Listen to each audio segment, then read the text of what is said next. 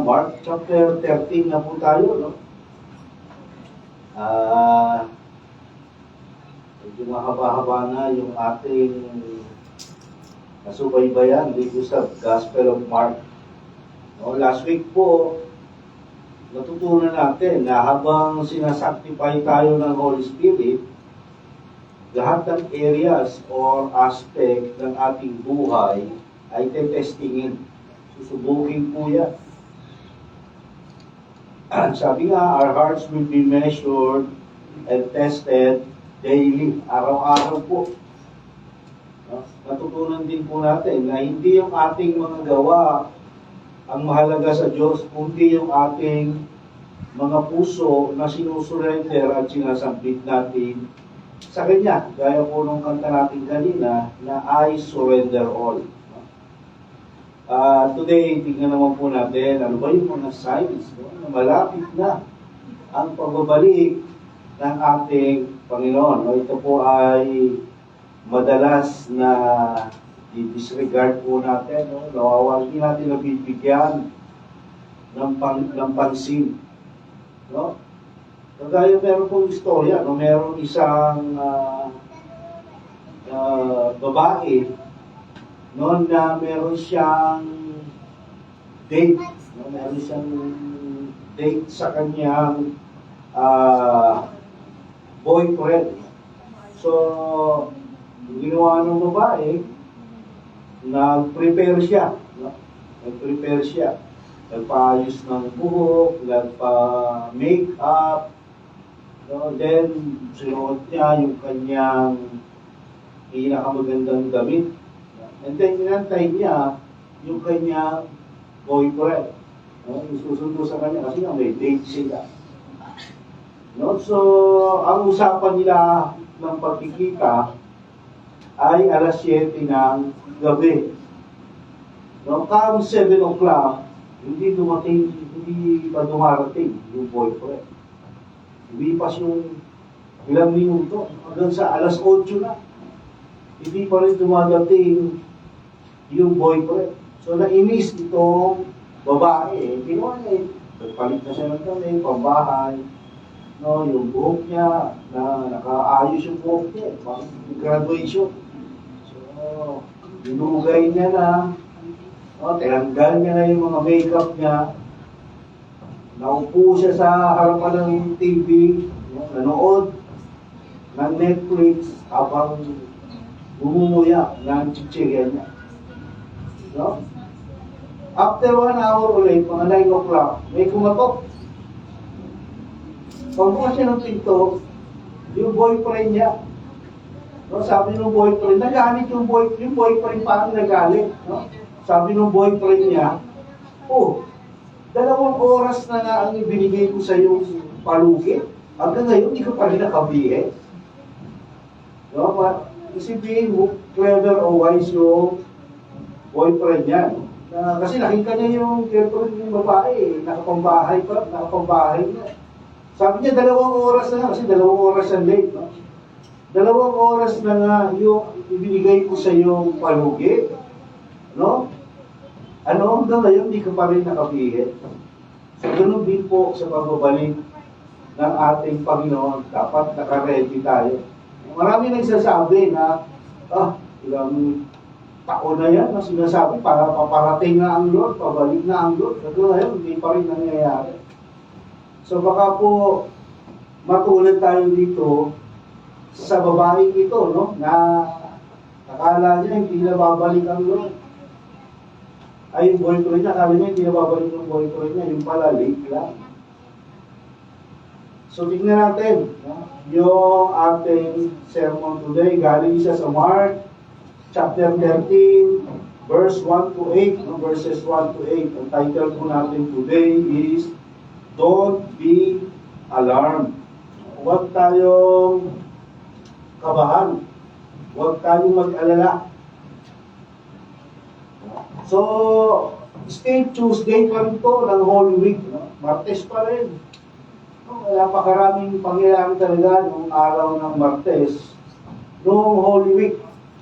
Pero, after nun na to, tingnan natin ano sabi ng verse 1.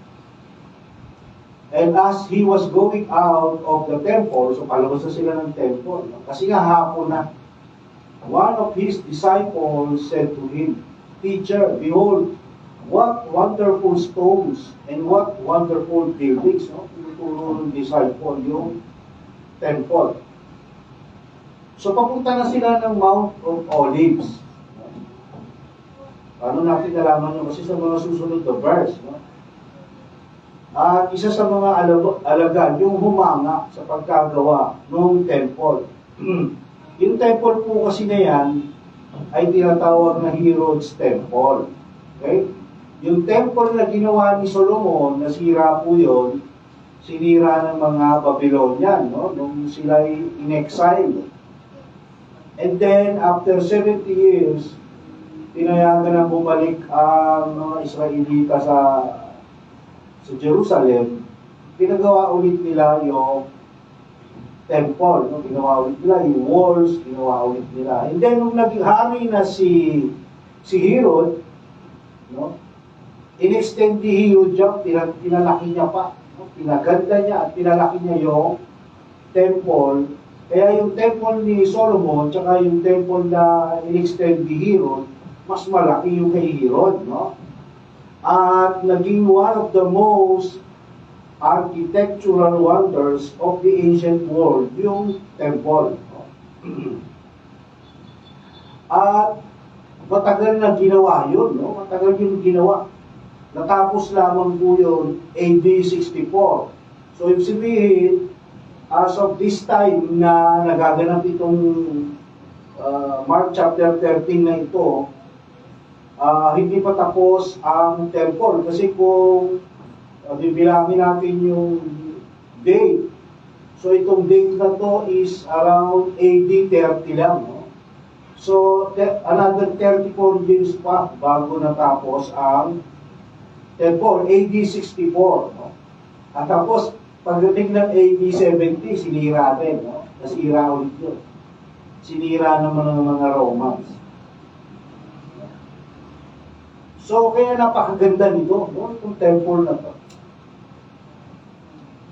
Verse 2, sabi, and Jesus said to him, "Do you see this great buildings, no? Yung temple na.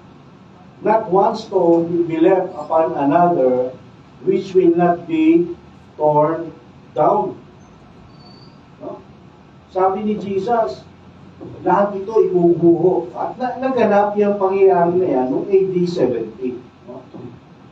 Pagka pinatapos lang ang AD 64, after 6 years, pinabagsak yan ng mga Roman soldiers. No?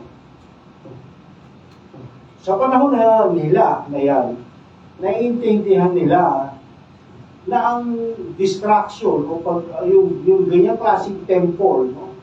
Yung ganyang klaseng building, yung distraction niyan, magti-trigger ng end of times. Alam nila yun, yung tinuturo sa kanila sa school. So, magti-trigger ng end of times at ng end ng present age, kung ano man yung age na yan, ng time na yan. No? Medyo, ano po tayo today, no? Eschatology. Ibig sabihin po ng eschatology, study of the end of times, no? Pag-aaral ng mga huling araw o huling panahon, no? Eschatology. No? Kaya tandaan po natin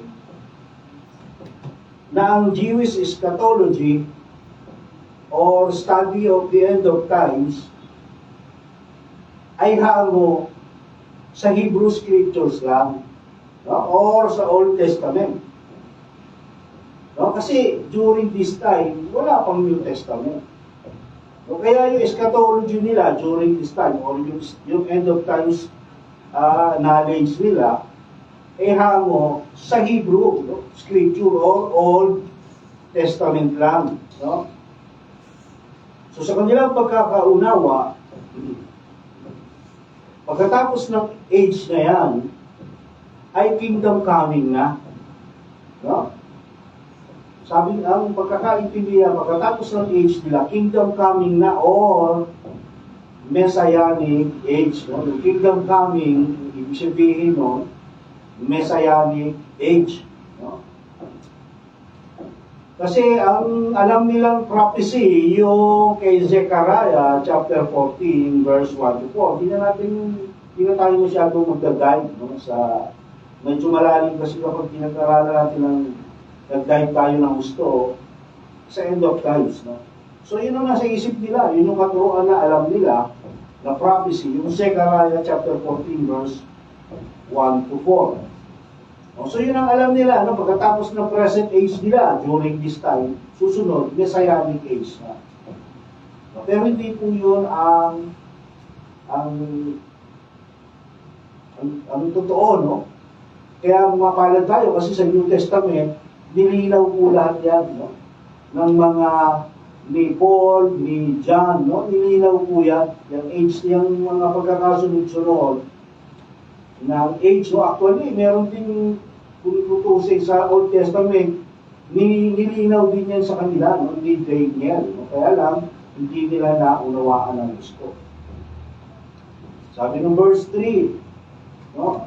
And as you was sitting on the Mount of Olives, kaya sabi ko kanina sa verse 1, papunta sila ng Mount Olives, kasi nga sabi sa verse 3, they were sitting on the Mount of Olives, opposite the temple. So nakaupo sila sa Mount of Olives, alam nila yung temple, no? Peter and James and John and Andrew were questioning him privately.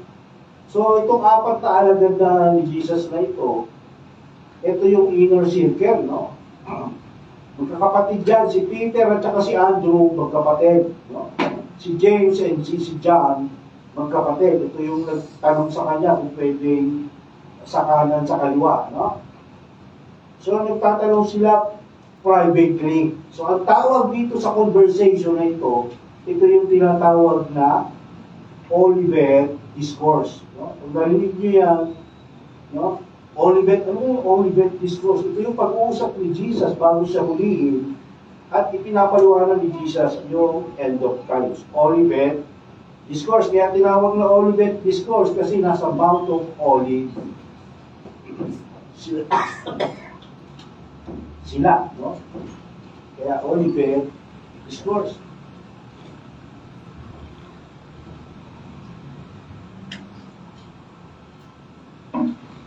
So,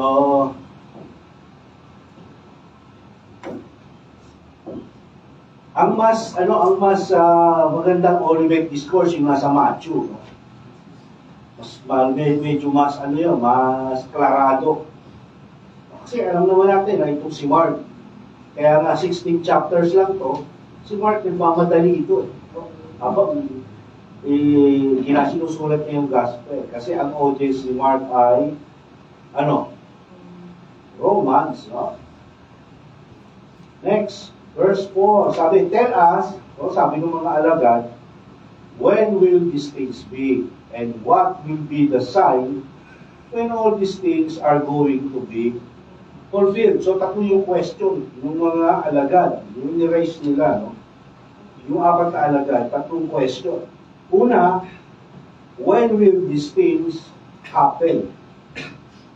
Yung destruction ng temple. So, tapos na yun, no? Nangyari na yun, AD 70. Alam naman natin yan, kasi sa history. No? AD 70, naganap na yun. So, this is past. No? Ang alawang question nila, what will be the sign? No? Sign ng ng second coming ni Jesus. No? What will be the sign? No? At number 3, pangatlong tanong nila, when or what are the signs of the end of age? No? Yung kingdom coming, kailan daw ba yun, at yung sign, no? Okay, babalikan natin yung Jewish teachings, no? Kasi hindi natin ito maunawaan kung hindi natin alam itong mga sasabihin ko sa inyo. Hindi natin maunawaan itong sinabi ni Jesus. No? Sa Jewish teachings, yung age to come, no? Yung sa time nila, yung paparating na age, susunod doon sa age nila, sa time nila, ay yung Messianic age, sabi ko kanina, no? Yung kingdom coming. Ang pagkakaalam ng mga Hudyo, pagkatapos ng age nila, kingdom coming na. No, yun ang pagkakaalam nila. Pero hindi, no? Pero tayo, dumaan pa sa atin, no? Actually, sa panahon nila, pagkatapos ng age nila, pumasok pa yung church age, no? Nagkaroon ng church na ilang libong taong pa rin yun.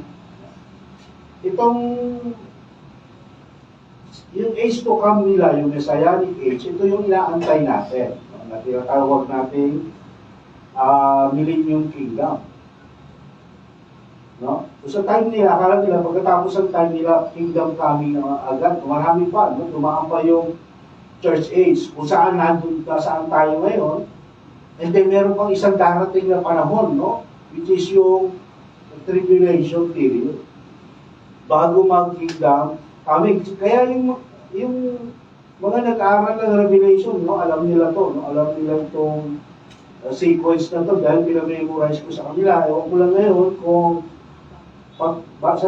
sa Wednesday, tatanungin ko to, i-request natin kung natatandaan pa nila yung pagkakasunod-sunod ng age. No? Kaya yung present age nila, yung present age nila during this time, ayon kay Daniel, sabi ko kanina, si Daniel, pinrapisay to, at sinabi ni Daniel itong mga ages na to, yun yung age na nag-rule ang Gentile. No? Like saying, ano lang ha, alam ko medyo nakakalito itong ano na to, no? Kailangan nating daanan, no? Kahit konti lang para magkaroon tayo ng idea about end of times, no? Okay. Magmula nung na exile, dinala sa Babylon yung Jerusalem, yung Israelita, doon nagsimula yung tinatawag natin Age of the Gentiles. No? Matatapos lang yung Age of the Gentiles na yon, pagbabalik ng Lord, no? Yung second coming. No? Pero sa loob ng Age of the Gentiles na yon, may mga age pa rin na naka-include ron, kagaya ng church age, no, yung tribulation, nandun sa loob yun. No, mas malinaw yun kung yung day niya lang ating babasahin. No? Pero kami piniprepare ni Brother Grant na teaching tungkol dito, no? Kaya kapag natapos na namin yun, sana panoorin nyo dahil marami kayo matutunan doon. Nung nagsimula yung Age of the Gentiles, nung exile ang Jerusalem sa Babylon, ano yun, no? 605 BC, before Christ, no?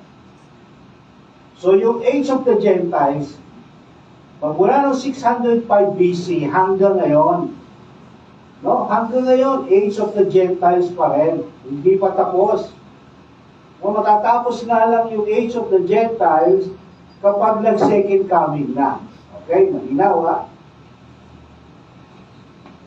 Kaya yung iniisip ng mga Hudyo na yung kapag hinunaw yung temple, New Age na yun. No, pero hindi yung New Age. Age of the Gentiles pa rin yun. Nakasakop yung 70 AD. Kasi hanggang ngayon, Age of the Gentiles pa rin tayo. Okay? Anong Age of the Gentiles tayo? Tandaan nyo ha. Kasi ang susunod sa Age of the Gentiles, yun yung Messianic Age na, which is the kingdom, yung kingdom. Simple ha, magmula nung na-exile ang Jerusalem, ang Hudyo sa Babylon, hanggang mag-second coming, Age of the Gentiles yan. Pagkatapos niyan, ang age na darating, yung Messianic Age. Okay? Ito yung alam ng mga Hudyo. No? Yan yung itinuro sa kanila. Hindi itinuro sa kanila na sa loob ng ages na yan, tulad ng Age of the Gentiles, may mga ages pa na nakakapaloob dyan na line ng church age. No? Okay, so verse 5.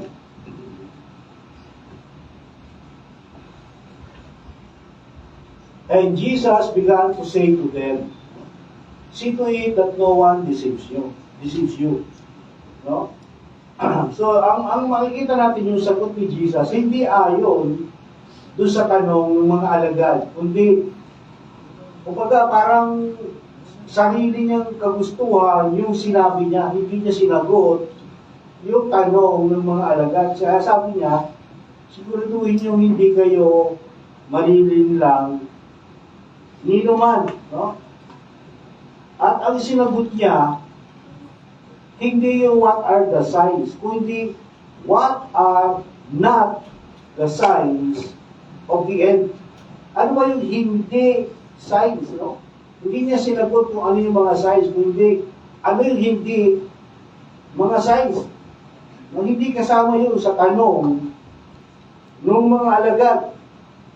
No? Kaya ganun ang ginawa ni Jesus para hindi mag-jump to conclusion yung mga alagad. No? Nasa tuwing may mga magaganap na tulad ng temple destruction, baka isipin nila end of times kagad. No? Kagaya sa atin, no? Sa panahon natin ngayon. Pagka merong mga malalaking dilubyo, no? Mga earthquake na malalakas, iniisip ng tao, end of times na yata. No? Lalo na yung mga hindi nakapag-aral ng scripture, no? So, nagpapanik, kaya nga title natin, do not be alarmed, no? Kasi, kung alam natin yung totoo, kung alam natin yung katotohanan, kung alam natin yung mga signs at hindi signs, hindi tayo magpapanik, no? At makikita natin na itong pag-uusap, yung conversation na ito ay specifically para sa mga Jewish people lang, no? O sa mga Hudyo, mga taga-Israel lang. No, hindi, kung magpulitin na natin yung tatlo na Olivet Discourse sa tatlong gospel, makikita natin, hindi mababanggit ang church dyan. No, kasi wala pa yung church during this conversation. Wala pa, no? Hindi pa nakasimulan, o hindi pa naitatag yung church. No? So sabi, see to it, which is blepo sa Greek word, no? Ang ibig sabihin, be on guard. Magbantay kayo. Bantayan ninyo. See to it. Yung ginamit ni Mark na word dyan. No?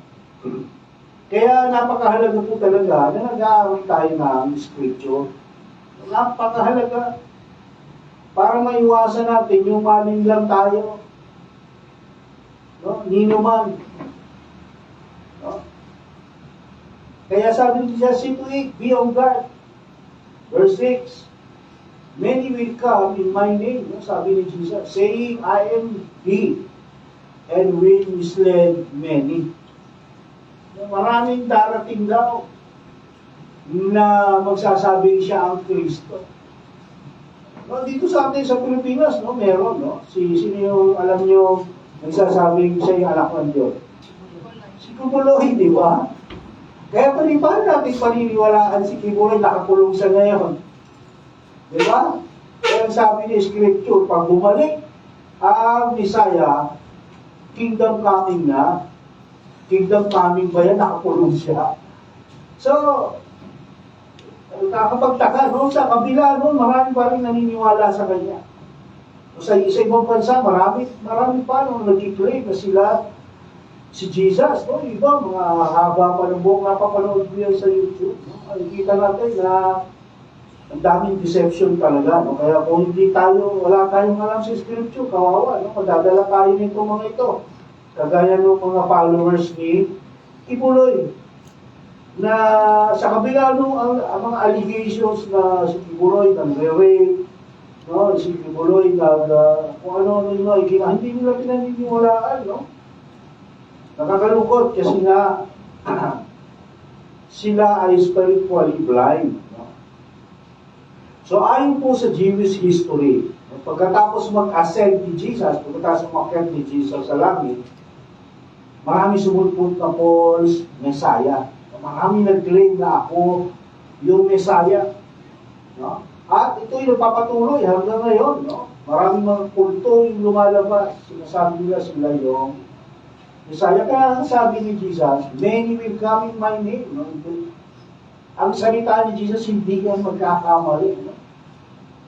Kaya kapag sinabi niya, kailangan natin tandaan at unawain kasi hindi yan mababali. No? Verse 7, sabi, and when you hear of wars and rumors of wars, do not be alarmed. Okay, yung title natin, do not be alarmed. Kapag nakakita raw tayo, nakarinig ng mga gera, so huwag daw tayong maalarma. Those things must take place. But that is not yet the end. No, ito, nagaganap ko ito ngayon. No? Saan may gera ngayon? Diba? Sa Iran, yung gera niya kontra Israel. No? Involved pa yung Israel. No? At US. No? So, sabi ni Jesus, huwag kayong maalarma dyan. Kailangan maganap yan. No? Kailangan maganap. Pero hindi pa daw yan ang wakas. No? Kasi itong mga wars na ito, dahil sa human rebellion yan and sin. No? Dahil sa greed. No? Kagaya ng Iran, no? Yung Iran, mayaman sila sa oil. No? Marami silang pera. Pero saan napunta yung pera nila? Diba? Saan papagawa ng missile? Bakit sila gumagawa ng missile? Kasi gusto nila i-conquer yung ibang bansa. Pinaghahandaan nila yun. Maraming bansa, ang ganyan ngayon. China, ganyan din. Kung tutusin, napakayaman na dapat ng China. Pero nakita mo ba, may hirap na Chinese. Kasi yung yaman nila, dinadala ng gobyerno sa paggawa ng mga armas. Pinaghahandaan nila yung World War III. Kaya sabi ni Jesus, huwag kayong maalarma dyan, kasi kailangan mangyari yan. No? Parang siniset up yung stage, no? Sa mga tawag doon, stage play. No? Parang yung mga wars na yan, inaalaw ng Lord yan, parang set up yung stage. No? Kasi parang doon sa paparating na judgment. Ito yung mga final act. No, siniset up ng Lord yan. Kaya hindi natin pwede sisihin ang Lord. No? Kaya kung minsan, kapag nag-pray tayo, Lord, pwede ba patapusin mo na yung gera na yan? No, parang sinasabi natin kay Lord na, Lord, pwede bang yung kalooban mo ang masunod, hindi yung kalooban mo? No, ano ang dapat natin ipag-pray? Ipag-pray natin yung ating safety. No? Yung peace. No? Nasa kabila ng gera, meron tayong peace. Sa kabila ng gera, meron tayong joy. Yun ang ipag-pray natin. Huwag natin ipag-pray na matigil yan. Kasi ano yung may pakana yan? No? Inalaw niya yan dahil sa kanyang purpose. Eh kung ipag-pray natin, no? Lord, pwede ba itigil mo na yung gera na yan dyan tayo sa US at saka sa ano? Sabihin ng Lord, bakit kung pinakikailaman yung plano ko? No, kung minsan mag-iingat tayo sa ating prayer. Kaya nga mahalaga yung alam natin yung scripture. Kasi kung hindi natin alam yung scripture, maaari mag-pray o humiling tayo sa Diyos again sa kanyang kalooban. No? Tandaan natin, God is sovereign. Kontrolado niya po ang history. Walang magaganap sa history ng mundo nang walang kapahintulutan ng Diyos. No? Kaya imbis na mag-worry tayo sa gera, ang gawin natin, alamin natin kung ano yung kalooban ng Lord. Yun ang pinakamaganda. Pero sabi ni Jesus, but that is not yet the end. Hindi daw yun ang end. No? Ibig sabihin, magiging intense pa. Magiging mas matindi pa. No? Yung gera. No, kaya pag nakikita natin yan, alam na natin. Alam na natin, hindi tayo mag-worry, hindi tayo magpapanig-bahi. No, alam natin na kailangan maganap yan eh. Kailangan yan maganap. Kailangan yan.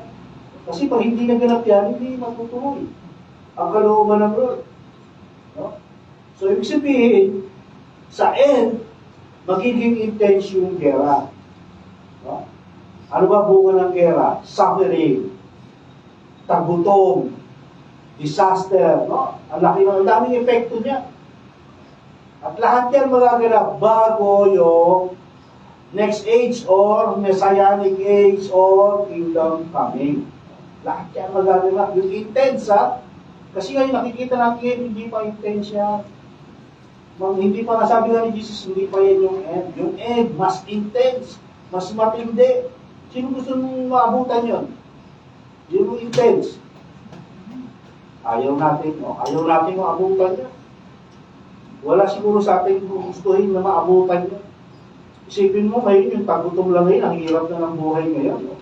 Mas magiging intense pa yung tagutom. Yung suffering, yung mga disaster. Kaya bago magkaroon ng new life, kasi sa Messianic age, bagong buhay yan. New life. No? Bago magkaroon ng new life, ano muna? Intense muna ang kahirapan. No? Meron munang great sorrow. Pero pasimula pa lang yun ng mga signs. No? Ano sabi sa verse 8? For nation will rise up against nation. Okay, so iba na to sa verse 7. Okay? Iba kasi hindi inulit ni Jesus to. Iba to. Nations will rise up against nation and kingdom against kingdom. Huh? There will be earthquakes in various places. There will also be famines. No? These things are merely the beginning of birth pains. No? So yung mga kaganapan, ikinumpare ni Jesus sa mga birth pains or birth pangs. No?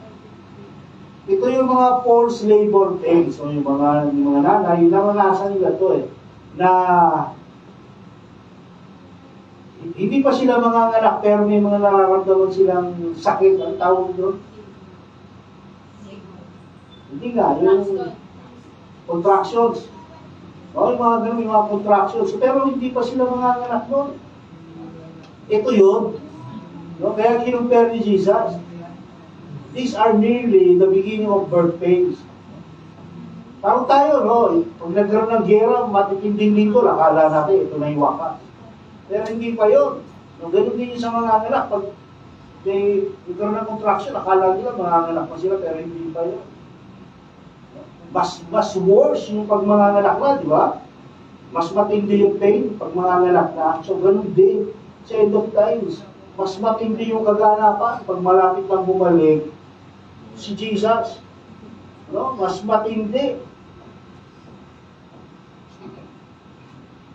Sabi ni Jesus, hindi pwedeng i-compare. No? Yung wars na nararanasan natin, hindi pwedeng i-compare sa parating na war. No?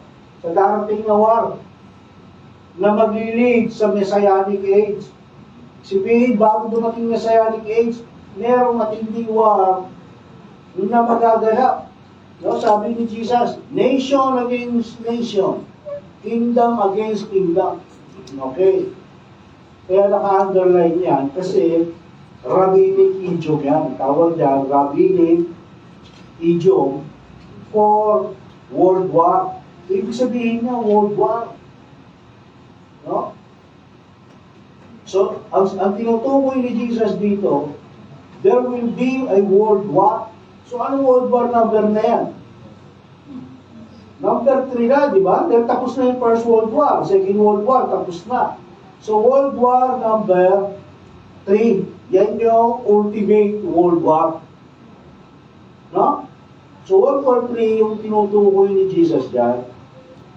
Noong World War 1, 1918 ba yun? Tyrick, kailan yung World War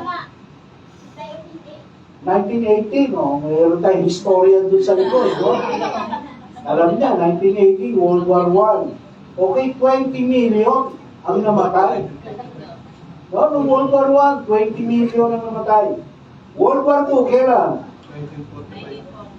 1942. Ha? 45. Hindi, 45. Pagkatapos yun.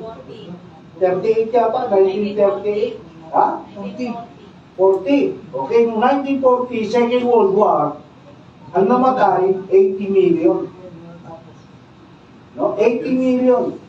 World War I, 20 million. World War II, mas dumami, 80 million. No?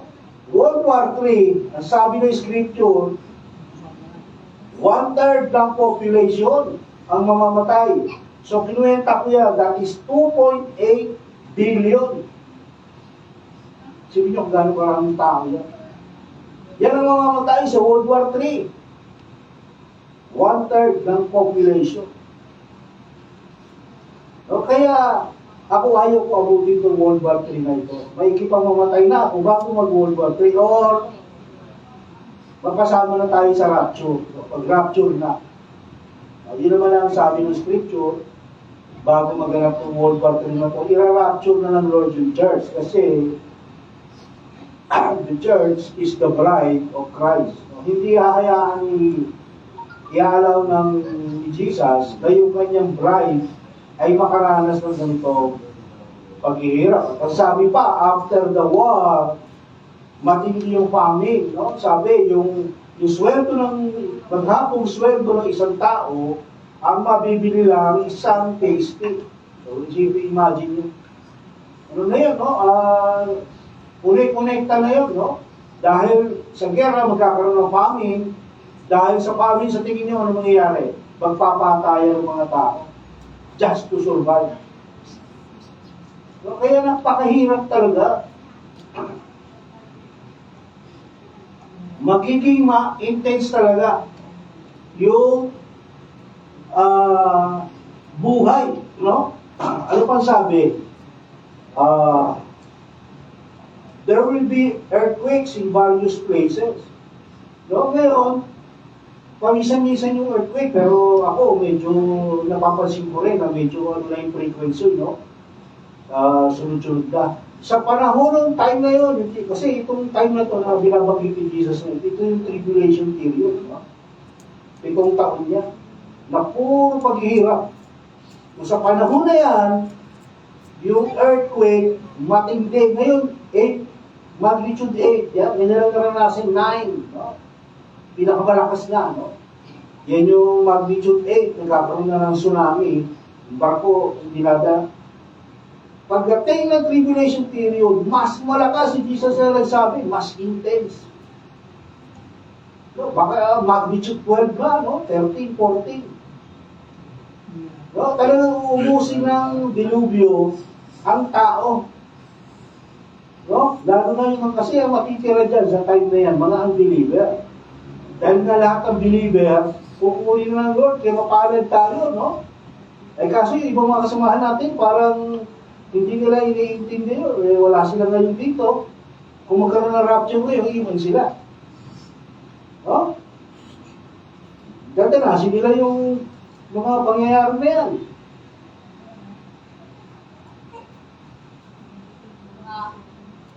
So, mas magiging intense, mas magiging catastrophic, no? Yung, kasamoy ngayon, yung mga bulkan, sunod-sunod na yung putok. Dati, every 100 years, bago pumuputok ang bulkan. Yung parang, lalo na yung dun sa probinsya, yung kaya, naninipa, ano pangalan, no? Kanlaon. Yung Kanlaon, no? Halos every month pumuputok. Etong Taal, every 3 months, nag-alboroto.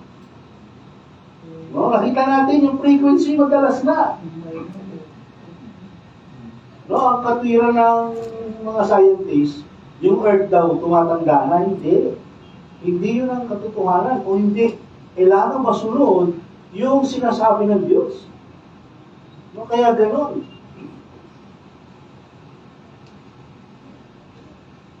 Ang lahat ng yan magaganap sa tribulation period. Kaya yung response ni Jesus sa mga alagad from present to future, no? Ganun ang response niya. No? Pero sa atin, ang dating, past, present, future. Kasi tayo ay nasa future na eh. No? Pero tayo ngayon na pinapaliwanag ni Jesus ko, yung response ni Jesus sa mga alagad ay mula present to future. At dapat tayo magpasalamat sa Lord, no? Kasi hindi natin dadanasin itong mga ito. No? Hindi dadanasin ng church yung tribulation period. Kukunin tayo ng Lord bago mag-start revelation, ay maiintindihan nyo sana yan, no? At ang tawag noon, kukunin tayo ng Lord bago mag-start yung tribulation. At ang tawag doon ay rapture, no? Rapture ang tawag doon. So maraming mga religion ngayon, hindi nila matanggap yan.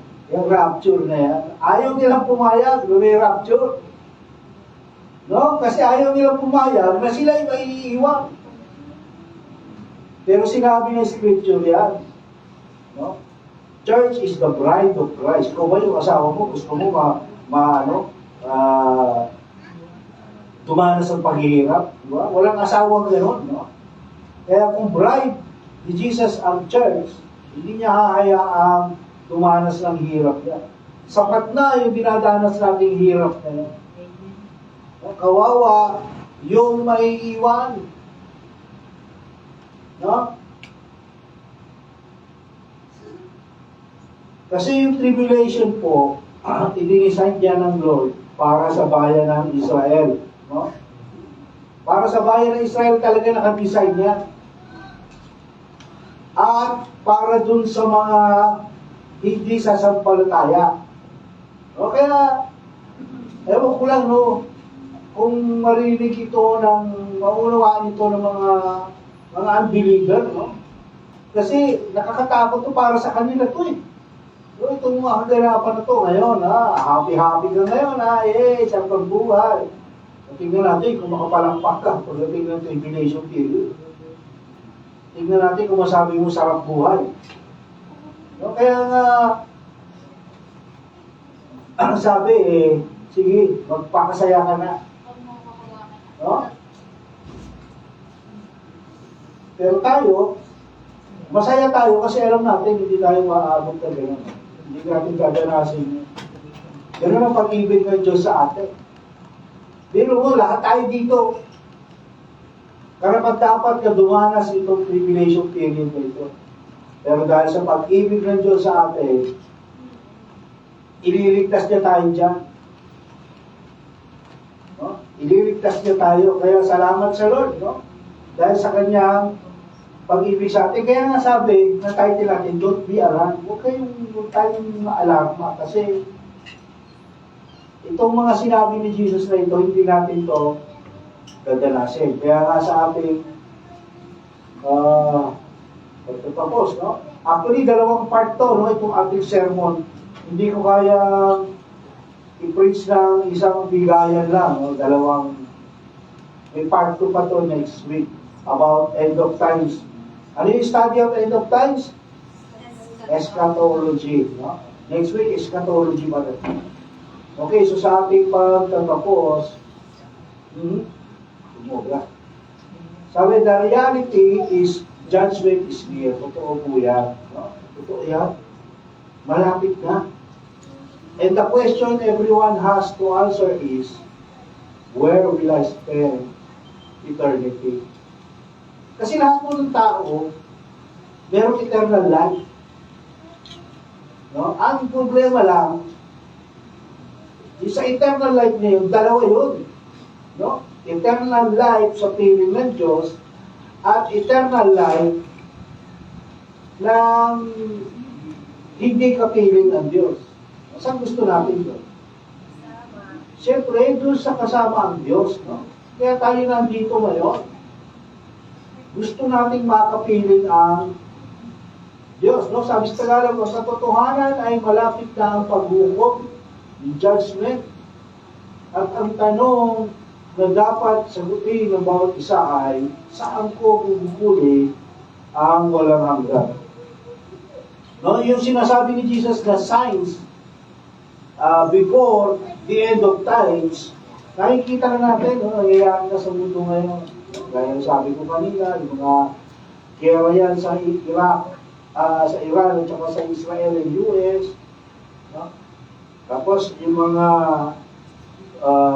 pagputok ng mga bulkan, yung mga nakita naman natin kung gaano katitindi yung mga bagyong dumarating ngayon, no? Hindi kagaya noon. Ngayon, ang titindi ng mga bagyo, talagang ilang buhay ang namamatay dahil sa mga bagyo na yan. No? Sabihin nga yung frequency, yung intensity, malalaki na ngayon, palaki ng palaki. No? Earthquakes. No? Kita natin, meron tayong kinatatahutang earthquake, no? Dito sa Pilipinas, yung sinasabi nilang the big one, yung Sister Mariana Trench. No? Kapag gumalaw yun, diba? Kaya huwag kang gagalaw, kasi pag gumalaw yun, tabiguan yun. No? Yan yung mga nakaabang. No? Nakaabang yan.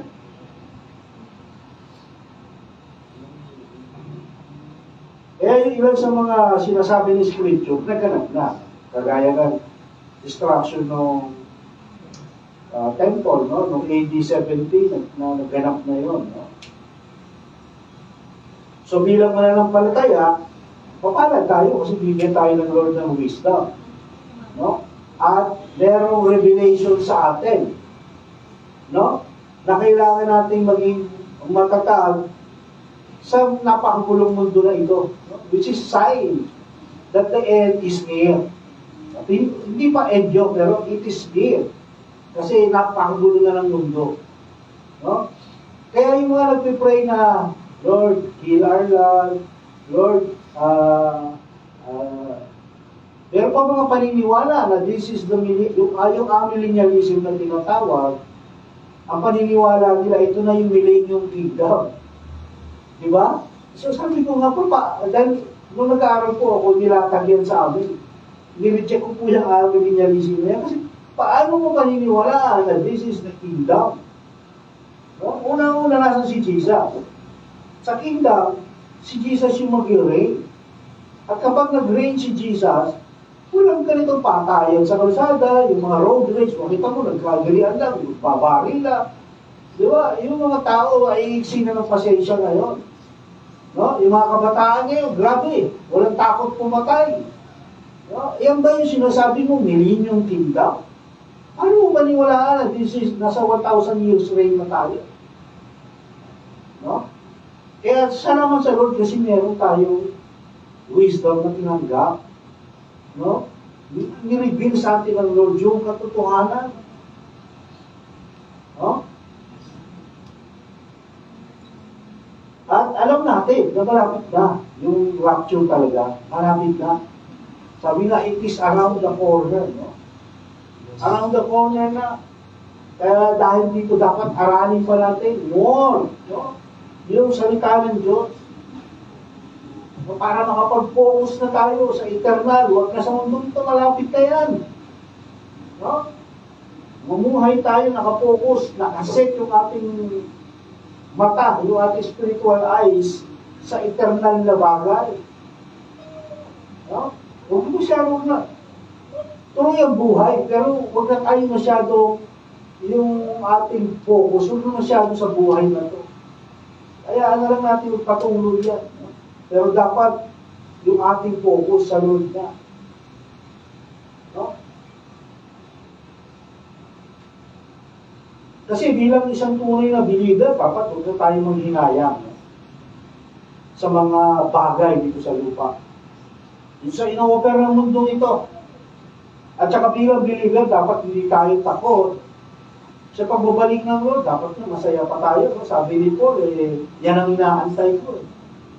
So, dapat tayo ganun din. Dapat kung tayo matatakot, dapat ready tayo. Anytime. No? Ang tanong, ready ba talaga tayo?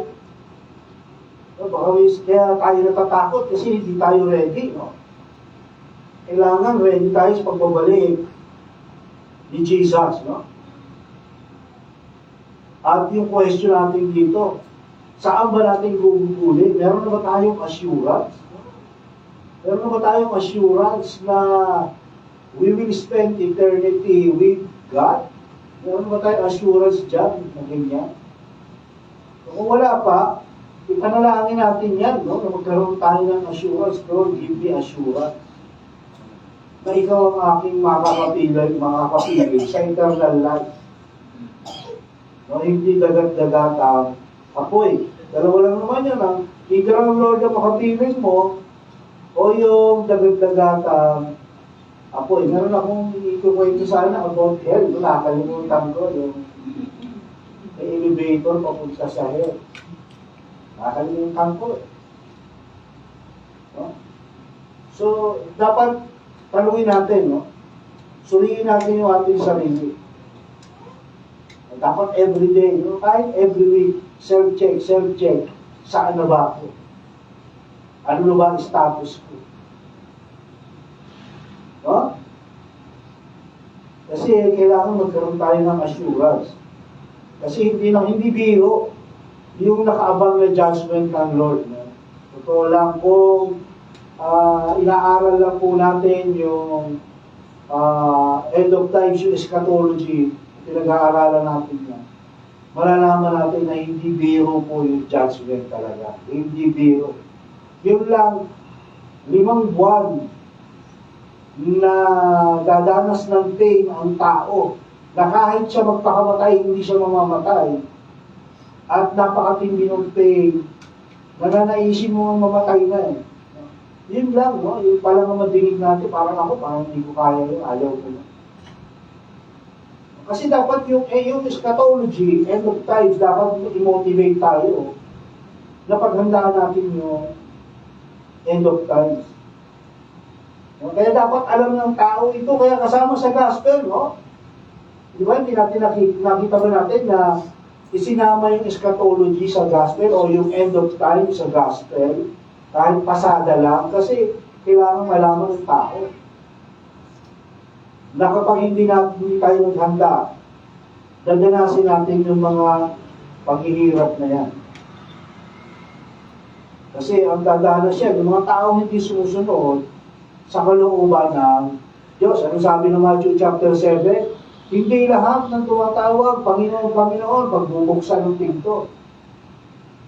No? Hindi assurance yun na ikaw ay papasok dito sa loob ng church. Hindi. Ano sabi ni Jesus? Yun lang sumusunod sa kalooban ng Ama. So kahit walang pasok dito sa church, simba ka ng simba, kung hindi mo naman sinusunod ang Diyos, wala rin kwenta yun. No, hindi ka rin pagbubuksan ng pinto. Ito, awa. Sa labas ka. No? At alam naman natin kung ano ibig sabihin ng sa labas. Kaya mag-isip-isip po tayo. Huwag nating ipagpalit yung pansamantalang kasiyahan na ino-offer ng mundo ito sa walang hanggang buhay na ino-offer ng Diyos sa atin. No? Naiksi lang ang buhay dito sa mundong to. Pero yung buhay na walang hanggan eh. Yun ang paghandaan natin. Yun ang pagtuunan natin ng pansin. No? Kasi yun, walang katapusan yun. No? Okay?